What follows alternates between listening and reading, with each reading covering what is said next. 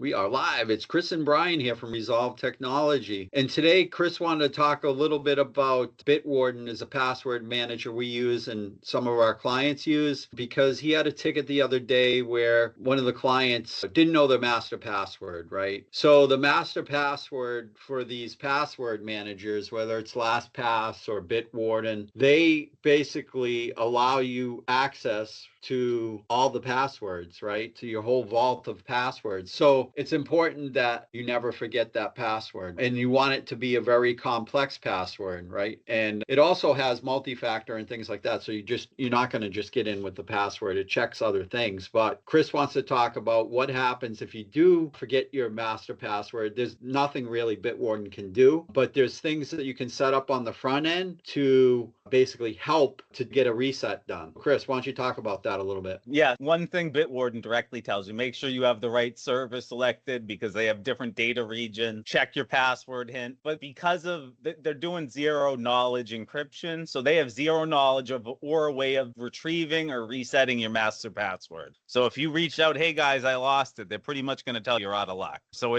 so if you have critical information, you really want to save that, whether it's a long 30, even if it's 21 to 36 characters, I don't know, in that range. Some people like, make sure it's a phrase that only, not something that anyone else would be able to know. But Bitwarden does have a cool feature that could help you with this. So if I go over here, there's an emergency access tab under settings if you log into a web page. So this grants and manage access from trusted contacts. So if I go add contact, I can give someone access or the ability to view items, to take over items, and there's a wait period, like how long do you want them to wait before granting access. So say I lost access to mine, Brian could make a request. Oh, I need Chris's passwords. Whatever I have the wait time set to is the length of time before Bitwarden just authorize it and lets them into my account. So this is a real nifty little feature. I don't know. Say it's like a small local business. The husband and wife run the business, but the wife's doing all the clerical work or whatever. Maybe the husband's the emergency contact, like even though he doesn't need it. And in a case of emergency, she loses it, he can get in with his email address. Another thing I want to mention is under tools here, you can export your vault as well. So here's the thing. Some people say Bitwarden makes a change you don't like. Okay, screw them. I'm getting another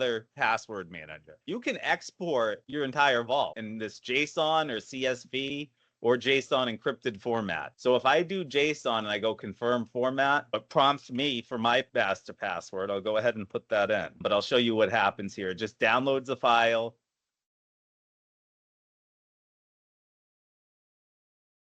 Now I got this password file you see here. It's just Bitwarden export.json.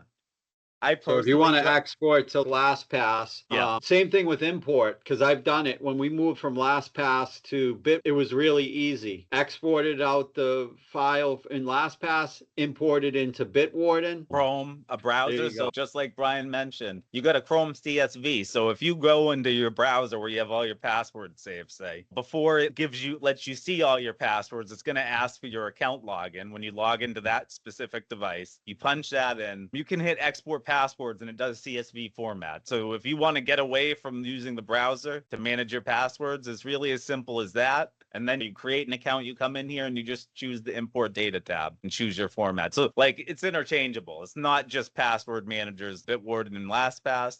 You can also do it with browsers. Just know that if you back up your passwords with that file, it's really important that you secure it. For example, when I've tried to keep an up-to-date version of my passwords, right? I'm not going to keep a backup from 9 months ago missing 12 passwords. So when I update it, it's on an encrypted drive. I know the encryption key. I can get in and overwrite the file with the new one. It's on a little B for me in a safe. You don't got to take it that far, but. Right. Yeah, no, that's a good idea. It's really simple too. You could put it on, copy it over to an external USB drive, even a simple thumb drive, and take it totally offline and put it in a safe. Don't forget the combination of the safe. That's one way. That's unhackable.